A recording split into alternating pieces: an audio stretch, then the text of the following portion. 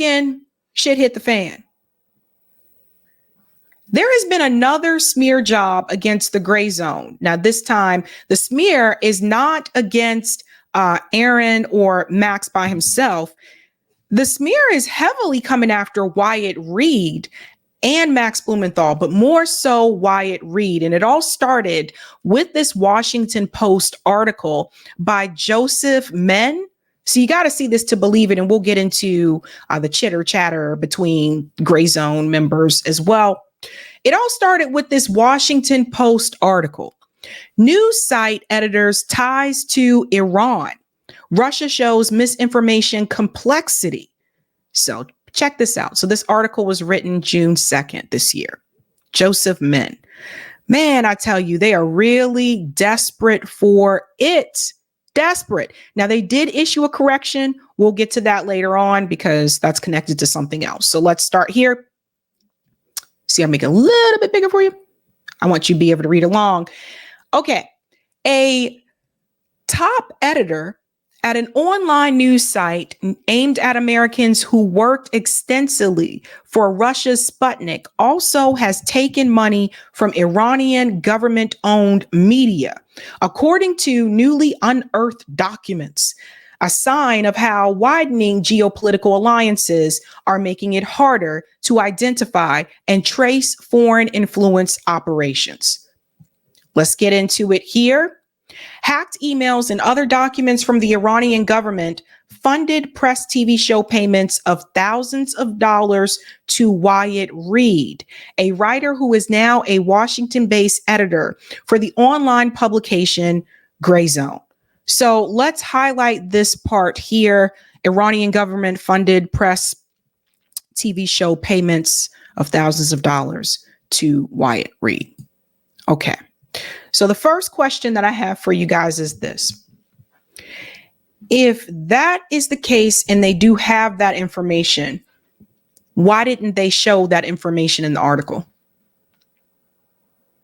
Hacked emails and other documents from Iranian government-funded press TV show payments of thousands of dollars to Wyatt Reed.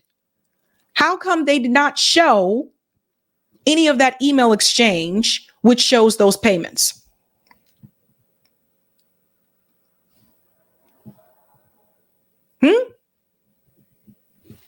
Let's go on, because they bring Max Blumenthal into this as well. In addition, the site's founder, Max Blumenthal, regularly appears on Russian television and once accepted a trip to Moscow for a celebration of Russian state-controlled video network, RT, that featured Vladimir Putin. So here's a mistake here, right?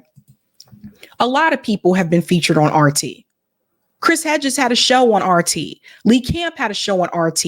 Abby Martin had a show on RT. Anya Parampil used to be on RT. A lot of people have. Jesse Ventura had a show on RT. Just because you have made appearances on RT doesn't mean that you are like this Russian plant. Also doesn't mean that they were paid. Let's continue. Misinformation experts say the overlap in funding underscores concern that the spread of falsehoods and propaganda online is entering a more complicated stage as the U.S. November election draws near. So you see what they're trying to do? They're trying to say that Wyatt Reed and Max Blumenthal and the Grayzone all together is doing work for Russia and Iran in an attempt to influence the elections in November. It's crazy when you think about it. What you are reporting is, I think, the most practical example of convergence we've seen, where you have someone who has deep ties to Iranian state media working for an organization that we also know is a destination for narrative laundering from Russia. This is coming from Emerson Brooking, co-director of the Atlantic Council's Digital Forensic Research Lab. The press TV files, much of them in Persian, were released on Telegram in 2022 by a self-proclaimed hacktivist group called Black Reward, but the files received little attention then. An activist disinformation researcher, Neil Rosshiser, converted them into searchable formats and provided them to the Washington Post. So, of course, right? These files appear to show that the Iranian broadcaster paid Reid for occasional contributions to its programming in 2020 and 2021 while he was working as a correspondent for Russia's Sputnik news outlet. Okay, so that's before he worked with the Grayzone. Am I right? And two, basically, they are trying to smear Wyatt Reid for being a journalist and getting paid for his work. So they think that investigative journalists just work for free. This does not make any sense. Again, notice they're not showing you any receipts. They say they have these emails that show this, but they didn't show it in the article. So how do we know that? And even if they did, even if this did happen, so Wyatt Reid is not allowed to be paid for his journalism? Let's continue. Reid had 9 bylines in the Grayzone in 2019 and 2020. That's before he was officially working for them, by the way, followed by a gap of 2.5 years. Jesus Christ, this is bad. He has had 24 more Grayzone bylines since mid-2023 when he was identified as managing editor. Identified. Really? Grayzone posts content on the web, X, and YouTube, and has been highly critical of Iran's regional enemy, Israel, as well as its supporters in the United States. So, ladies and gentlemen, you see what this is all about, right? This has something to do with Israel. It's not really about Iran. It's about Israel. And there's Russia in here as well. Reid did not respond to repeated requests for comment. Blumenthal, Grayzone's editor-in-chief, did not answer emails seeking comment. Hold on to did not answer. Okay. After this article appeared, Reid said on X that he had publicly posted about some of his work for Press TV, while Blumenthal said on the platform that Reid reported for Press TV in 2020, 3 years before he joined us at the Grayzone. Okay, so what is the problem? What is the issue? Do you see how they're trying to control the source of information, how they're trying to control the narrative as well? They're trying to pick apart these outlets that you may have done work for, whether it's 1 article or 2 articles. So what? Washington Post. He goes on to say here, the First Amendment guarantees free speech, even for Americans believed to Jesus Christ, even for Americans believed to be spreading foreign propaganda. But current and former intelligence officials say Americans' tolerance for information paid for by foreign actors has made disinformation one of the most critical threats to U.S. democracy.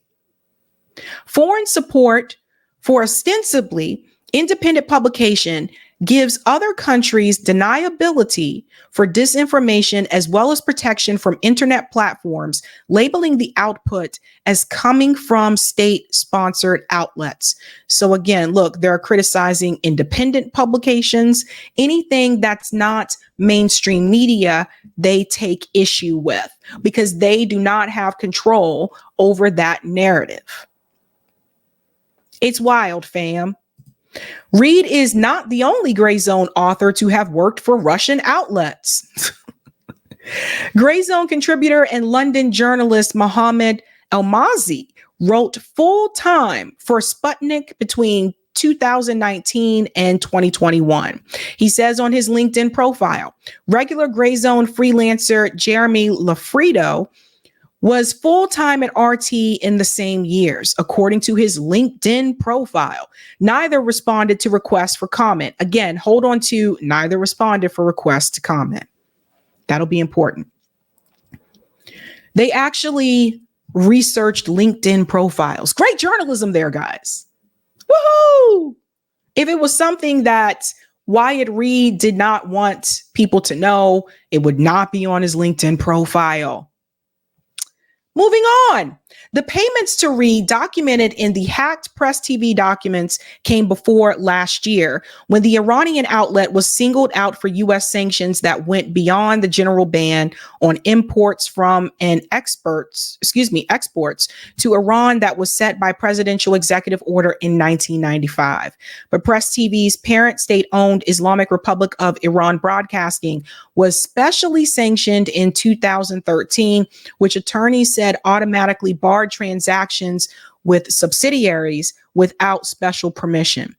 Attorneys who deal regularly with Iran sanctions issues said U.S. journalists who were paid by Iranian media entities subject to sanctions could be in legal jeopardy unless they were granted waivers by the U.S. Treasury Department. So this is a scare tactic.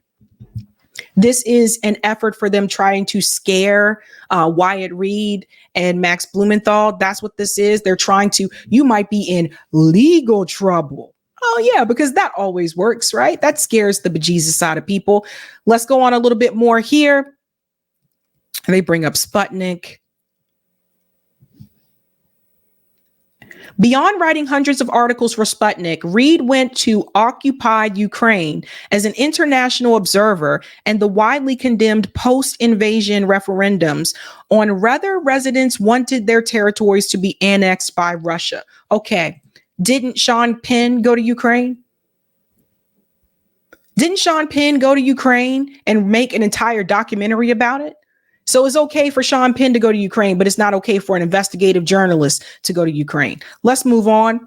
Everything I've seen so far has been very transparent, very open. He was quoted by Russian government news service TASS there. While there is no evidence that Iran and Russia discussed their payments to Reed or others, the combination makes it harder to say which country is pushing for or rewarding any particular narrative. I want to highlight this again. While there is no evidence that Iran and Russia discussed their payments to Reed or others.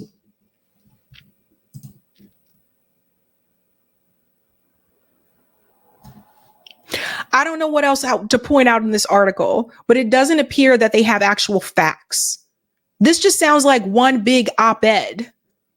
That's what it sounds like to me. They say so themselves. There's no evidence, right?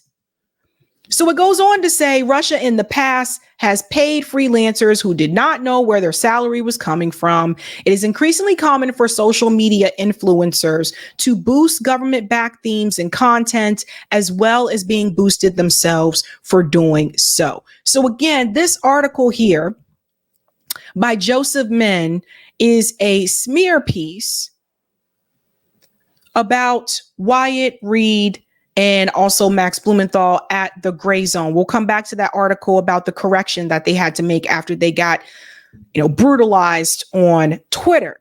Now, Aaron actually does refute one of the statements in the article here. He said, I emailed a correction to Joseph Min and his Washington Post editors hours ago and have yet to hear back. Joseph is the first self-identified journalist I've ever come across to write about a subject and then take no interest in taking their calls or responding to their messages. So in the article, Joseph said that Max and Wyatt, the Grayzone, basically chose not to respond. Here's Aaron telling you that no, they did reach out. This is a smear piece. That's what it is. Now, he is responding to Matt's tweet here, and I want to make sure that's the one I want to go to. The tweet is a slimy. Yeah. Matt responded and said, this tweet, as well as the first line of Min's slimy, spook-inspired WAPO hit piece, are false. Top leaders of the Grayzone have not taken money from Iran as well as Russia. And the contents of his article do not substantiate that claim. And that's another thing I pointed out. Eric and I were talking about this yesterday because I called Eric about this yesterday and I was like, They said that they have these emails. How come the emails are not featured in the article? Not even a screenshot, not a little snippet. No. Smear piece. He goes on to say the article only says Wyatt Reed reported for Sputnik and Press TV before he worked for the Grayzone, and deploys sleazy innuendo to imply a connection between us and Iran that does not exist. Now, technically, some would say that Max and Wyatt could probably sue Joseph Menn for libel. But that can be tricky, and then you get the courts involved and all that jazz. And this isn't the first time that the Grayzone has been smeared. It's interesting the Washington Post is paying their journalists to do stories like this when there are much more pressing issues in the world. And that is in response to Joseph sharing the article on X. I wrote about a news site whose top leaders have taken money from Iran as well as Russia, showing how it is getting harder to trace the forces behind any one false narrative. For you, it's free. So top leaders. Top leaders, pay attention to that. Okay. Now, Aaron also responded to this as well. And he said, Joseph, beyond the fact that you disingenuously tried to make an issue out of Wyatt Reed doing journalism for Iranian and Russian news outlets out in the open, and when he wasn't even at Grayzone, why are you falsely using the plural form with top leaders? Who are these top leaders that you're talking about? If you're going to do a smear job, you at least have to use proper grammar. This part is funny. I don't know why I'm saying it like that, but the top leaders, that's how I heard it in my head when I was reading Joseph's article. These top leaders. Like, seriously, who is he talking about? What do you mean top leaders, right? Now, it's not just Joseph, though, guys. It is not just Joseph that is coming after them. You know, our Karen hag of a friend, I'm sorry. Our friend Brianna Wu, who heavily attacked Brianna Joy Gray repeatedly and said some pretty racist things towards Brianna Joy Gray. She's also in on the Grayzone smear. She's a part of this too. I don't know where this woman came from. Okay. All I know is that she works for Cenk Uyghur's Rebellion PAC. So she works for that organization. And I don't see Cenk Uyghur coming in. I tagged him too. I don't see Cenk Uyghur coming in. I said, Cenk Uyghur, come get your girl. Come get your girl. Because now she's going after the Grayzone. So first it was Brianna Joy Gray. Now she's coming after the Grayzone. I wonder what the commonality is. Oh, Israel could be part of that. She goes on to say, I really don't want this story to be lost. Why is that? What do you mean you don't want this story to be lost? Why? Why don't you want it to be lost? Okay. Weird. I really don't want this story to be lost. You have Iran funding leftist news telling Americans that Israel is evil and our own country is the enemy. This is textbook information warfare. So once again, Israel is the problem. Just want to remind everyone again, Max Blumenthal is Jewish. Aaron Mate is Jewish. I don't know about Wyatt. I don't think Wyatt is. I haven't heard Wyatt say he is. But you see what it all comes back to? Coming back to Israel. So here she is getting on the smear piece, and she's sharing this tweet from Kareem Rifai, where he says hacked documents reveal the Grayzone managing editor Wyatt Reed received thousands of dollars in payments from Press TV. So you see how the smears work. One person shares it, and then another one shares it. So there's Brianna Wu trying to get people to jump in on this and to come after them, you know, heavily just going after people. And I'll show you again, if you go to her page, you'll see executive director of Rebellion PAC. Again, that is Cenk Uyghur's organization. Former candidate for U.S. House in Massachusetts. She's also a software engineer. So this woman, she's in my state, and it sucks. She's in my state, but she's in Dedham. So I don't usually go to the Dedham. So it's rare that I would run into her. Thank God. But this woman ran for office, fam. This woman was a politician, fam. You see this? It goes on. Aaron came in again, and this is where he's explaining to people that they did make a retraction, but listen to what they did with the retraction. So this is the part that's pretty interesting to me. Aaron Monte says the Washington Post has retracted the central claim of Joseph Min's hit piece against the Grayzone. In his sleazy article and in the tweet below promoting it, Min falsely claimed that Grayzone's top leaders have taken, I'm sorry, guys, I'm gonna keep saying that all night, have taken money from Iran as well as Russia, showing how it is getting harder to trace the forces behind any one false narrative. In real life, Grayzone editor Wyatt Reed once did freelance journalism for Iran's Press TV, work that he did openly and before he worked at the Grayzone. Min, who works as the Post's disinformation reporter, spun that into the now retracted lie that Grayzone's top leaders are funded by Russia and Iran. The Post correction added to the top of the article admits that Min's claim is false. This, of course, after his false narrative spread widely, and he still hasn't deleted or corrected his false tweet. That's on purpose, by the way. When they choose not to remove the tweet that's spreading the false information, that's on purpose. Yet another case where establishment voices who accuse independent journalists of spreading misinformation are in fact the only ones doing so. And here's that correction here, which is now at the top of that article. A previous version of this article incorrectly said that leaders of the online news site Grayzone had received payments from Iranian media.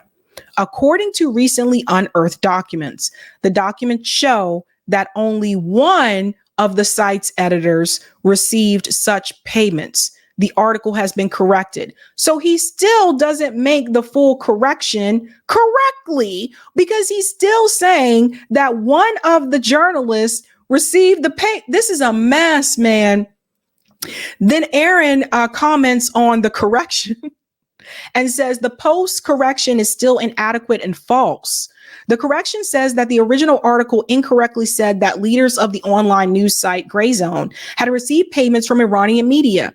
But the original did not just falsely say Iranian media.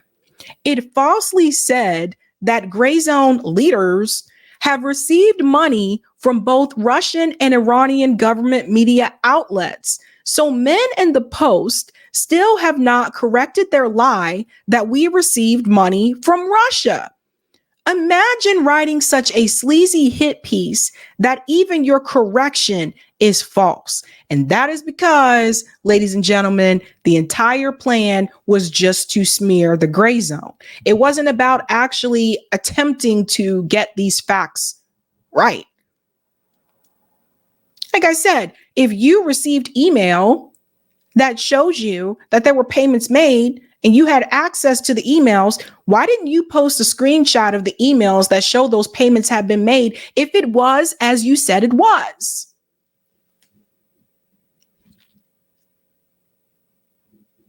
Because it wasn't, fam. What a hot mess. What a hot mess. That's a smear piece. They're really coming after people that have a different opinion, or they're heavily critical about Israel, critical about Ukraine, especially if you've been to those countries. And that's going to lead us into the Scott Ritter story.